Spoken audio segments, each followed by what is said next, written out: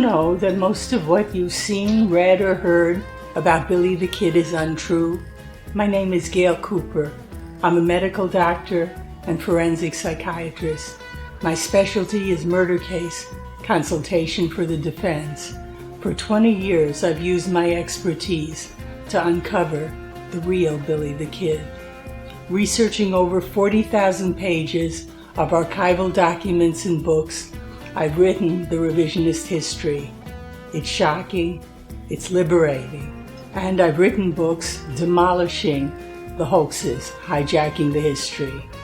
My talks will share with you what I've found.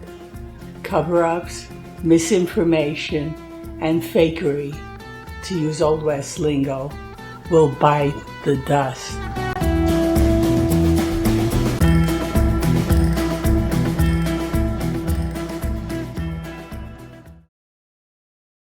Billy Bonney, branded by his enemies as the fictional outlaw Billy the Kid, wrote what I named his Regulator Manifesto when he was 18. He dated it as July 13th, 1878, just 10 days after Lincoln County Sheriff George Pepin, illegally appointed by the Santa Fe Ring's complicit governor, led John Kinney's Mississippi gang in a massacre of townspeople in Hispanic San Patricio, 6 miles southeast of Lincoln.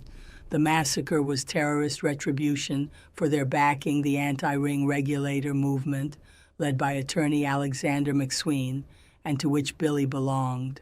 Instead, the massacre galvanized the people of San Patricio and nearby Picacho.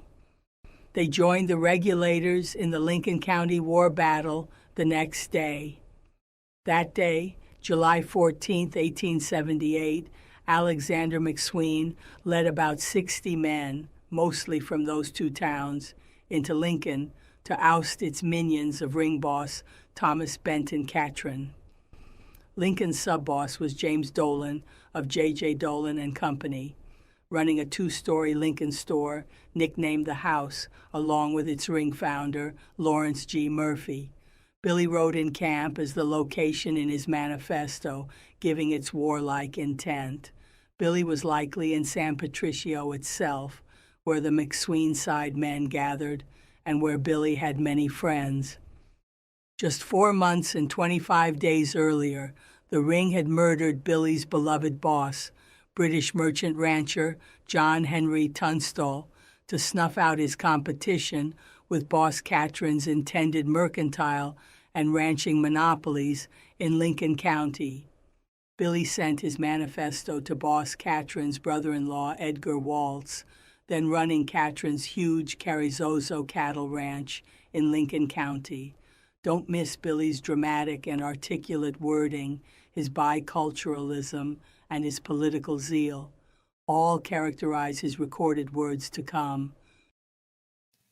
I wrote, Mr. Waltz, sir, we are all aware that your brother-in-law, T.B. Catron, sustains the Murphy-Kinney party, and take this method of informing you that if any property belonging to the residents of this county is stolen or destroyed, Mr. Catron's property will be dealt with, as nearly as can be, in the way in which the party he sustains deals with the property stolen or destroyed by them.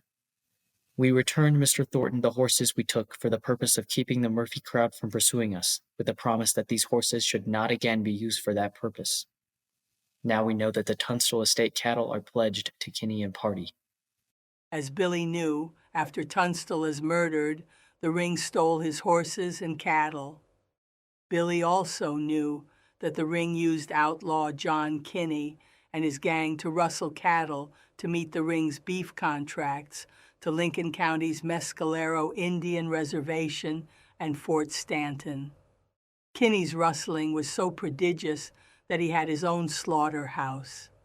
If they are taken, a similar number will be taken from your brother-in-law, T.B. Catron. It is our object and efforts to protect property, but the man who plans destruction shall have destruction measured on him. Steal from the poorest or richest American or Mexican, and the full measure of the injury you do shall be visited upon the property of Mr. Catron. This murderous band is harbored by you as your guest, and with the consent of Catron occupies your property. I signed as Regulator.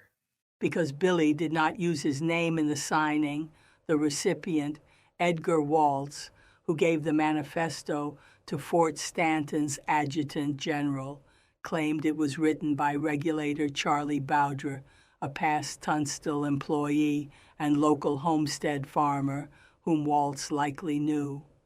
At this point, Waltz would not have heard of Billy Bonney. Since the original manifesto is lost, there is no way to check for Billy's distinctive handwriting. But the militant fervor and literary skill match Billy's later writings. And after the Lincoln County War was lost, the promised guerrilla rustling became Billy's revenge on ring ranches from late 1878 through 1880.